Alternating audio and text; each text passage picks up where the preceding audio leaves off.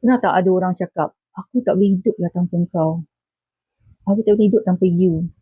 Sebenarnya cinta ke atau manipulasi? Dengaran macam romantik, tapi bila ayat ni keluar setiap kali nak berpisah, ataupun bila kita nak letak boundaries, itu sebenarnya macam satu signal ugutan emosi.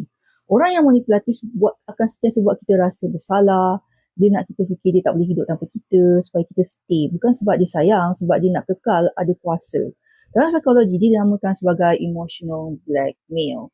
Dia akan bagi message tau. Kalau kau pergi, aku musnah, jadi kau kena tanggung aku. Kau lah penyebabnya.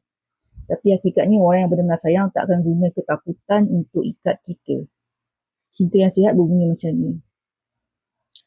Kalau kau pergi pun, aku akan tetap okey, asalkan kau bahagia tanpa aku. Jadi bila seseorang cakap, aku tak boleh hidup tanpa kau, or tanpa you ataupun kau, hati-hatilah. Kadang-kadang itu bukan cinta, itu cuma cara nak kunci korang dalam hubungan yang menyakitkan.